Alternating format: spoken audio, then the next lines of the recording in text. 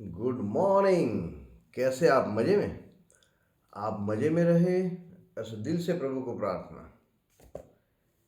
एक बहुत ही अच्छी बात आज सुनने को मिली कि ओलंपिक में जब भी कोई खिलाड़ी पीक पे होता है लास्ट गेम में, तो उनको रिपोर्टर पूछते हैं कि भाई, आर यू नर्वस? तो खिलाड़ी बोलता है, no, I am excited. Same way three idiot में रैंचो बोलता है, all is well, all is well. Problem बहुत है, टेंशन भी बहुत है। ओलंपिक में मेडल लेना है, गोल्ड मेडल लेना है, तो कितना सारा टेंशन होगा।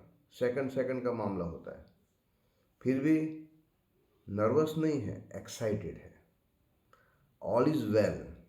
तो ये बात मुझे बहुत अच्छी लगी कि ज़िंदगी में हर पल प्रॉब्लम आते हैं, आने वाले हैं, आते रहेंगे, लेकिन all is well, I am excited, I am not nervous. Nervousness है तो आदमी डिम हो जाता है, ढीला पड़ जाता है। एक्साइटेड है तो आदमी उभरता है और कितनी भी परेशानियों को मार हटा के जीत लेता है। ये बहुत अच्छा लगा। श्रीनाथ जी बाबा के प्रसंगों में ऐसा होता है कि गोसाई जी सातों बालकों को एक एक स्वरूप देते हैं और फिर श्रीनाथ जी बाबा ऐसा जताते हैं कि मुझे अन्नकूट की इच्छा है। तो गोपालपुर में सब 7 घरों की व्यवस्था होने लगती है। इतने में एक बहुत ही अजीब बात होती है कि एक दिन कुंभन दास जी नहीं दिखते हैं दर्शन में। तो गुसाई जी बोलते हैं उनके बेटे को, चतुर्भुज दास जी को, कि भाई कुंभन दास जी कहाँ है? तो वो बोलते हैं कि आज वो खेत में नहीं गए और संकर्षण कुंड पे बैठे हैं। तो गुसाई जी चमके, उन्होंने आंख बंद करके खोली। तो वो बोलते हैं कि चलो भाई जल्दी चलो, अपने को संकर्षण कुंड जाना है, क्योंकि आज नहीं तो हमारा उनका मिलन नहीं हो पाएगा। आज कुछ अजीब अजीब होने वाला है। तो चतुर्भुज दास जी, रामदास जी मुखिया सबको लेके गुसाई जी जाते हैं संकर्षण कुंड। वहाँ जाके देखते हैं तो कुंभन दास जी का शरीर जगारा मारता होता है, तेजोमय हो जाता है, और सिन्हा जी बाबा के मंदिर के ओर हाथ जोड़ के सोते हैं और उनका शरीर बहुत कृशकाय हो गया है। तो गुसाई जी समझ जाते कि भाई ये उनका आखिरी समय है। तो गुसाई जी बोलते, कुंभन दास जी, आज क्यों आप नहीं गए खेत में? आप नहीं जाएंगे तो लाला किससे खेलेंगे? तो कुंभन दास जी उस वक्त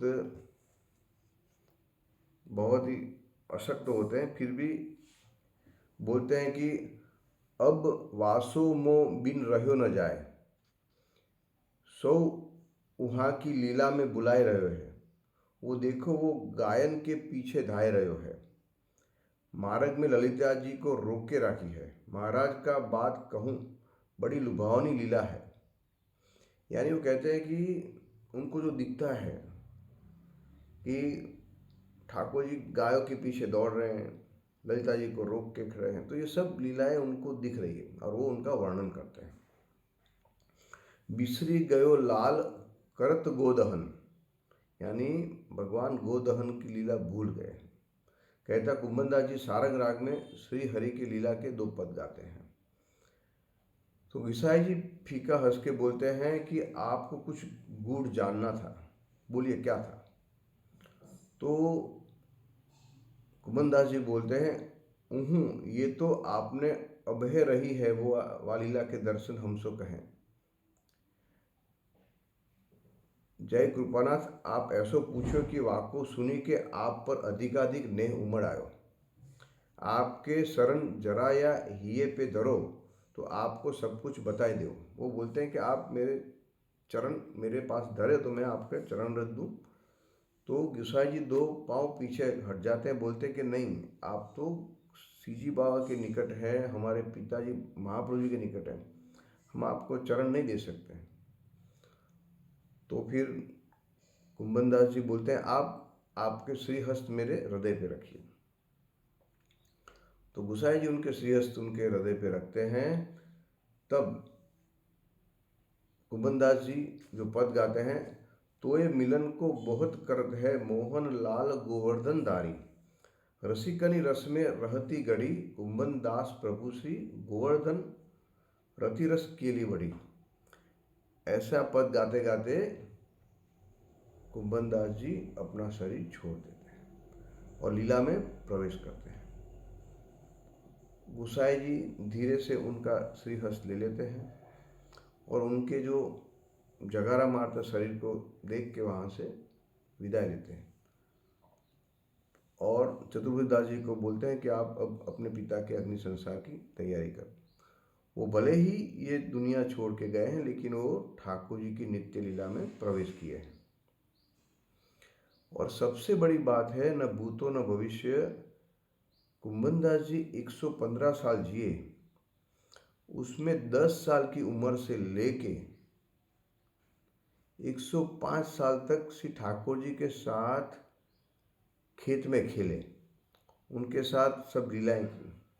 तो ठाकुर जी की हर लीला में वो उनके साथ साथीदार थे। तो बहुत ही बड़ी बात है कि 110 साल ठाकुर जी के साथ जिसको रहने को मिले और उनकी कृपा जिस पे होए उसको तो धन गड़ी धन भाग्य।